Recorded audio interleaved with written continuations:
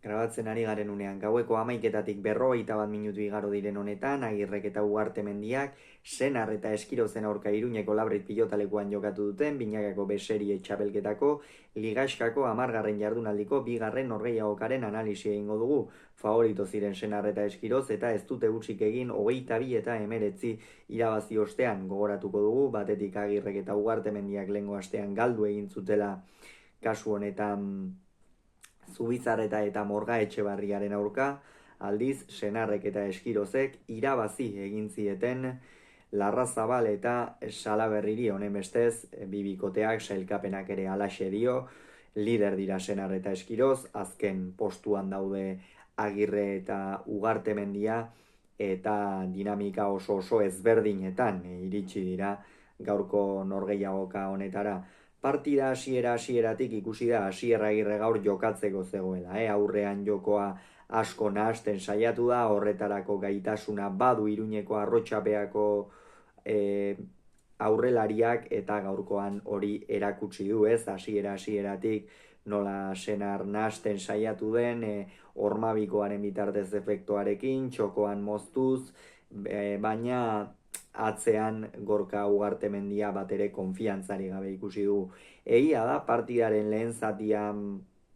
askotan bizkarra erakutsi diola Eskirozi, eta beretzako hori oso garrantzitsua zen, 5-2 aurreratu dira gorriak, eta esango nuke bai Agirreren zandoski, baina batez ere Gorkarentzat oso garrantzitsua zela hasiera horretan partida ongi sartu dela ikustea, apur bat aurretik jartzea, horrek konfiantzarentzat beti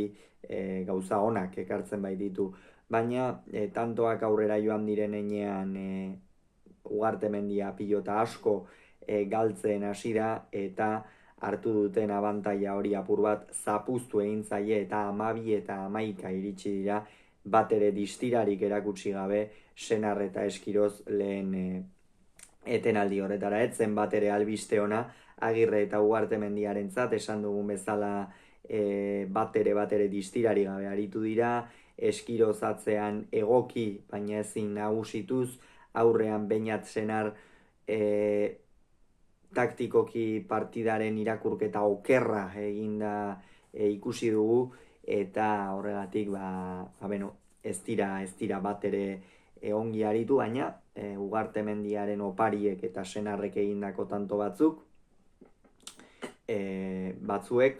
hor 12 eta 11 ipini dituzte lehen etenaldi horretan aurretik. Bigarren zatia ere lehen zatiaren oso antzekoa izan da, Agirrek jarraitu du aurrean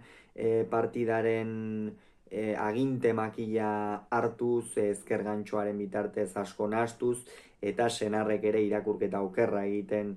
jarraitu du, atzean Gorkak tarteka behartzen zuen Eskiroz, baina ia da askotan ere konfiantza kontuak izaten direla, ez? Eta ezkerrez gaurkoan beste partida batzu eta baino hobeto ikusi dut Ugartemendia, baina pilota garbi xamar batzuk ere galdu ditu, eta horren ondorioz